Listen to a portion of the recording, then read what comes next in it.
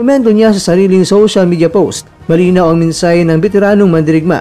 Alam ko na maraming mga boxers ang nagugulangan. Tahimik lang sila kasi walang magagawa. Takot sila. Ayon kay Casimero, matagal na niya nakikita ang hindi patas na sistema sa ilang lokal na promotions at management kung saan ang mismong boksingero ang siyang sumasalo ng hirap sa ensayo, panganib sa ring at sakripisyo sa pamilya ang kadalasang hindi nabibigyan ng makatarungang parte sa kabuuang kita.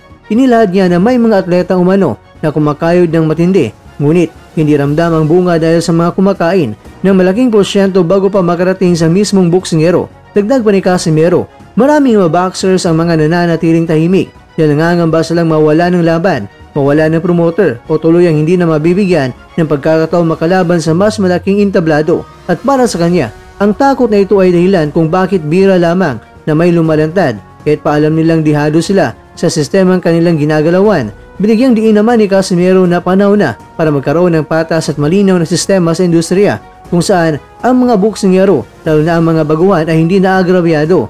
Sa kanyang mensahe, tila nais siyang maging boses sa mga hindi makapagsalita at magsilbing paalala na hindi dapat abusuin ang sipag at tapang ng mga atletang nagdadala ng pangalan ng bansa sa ring.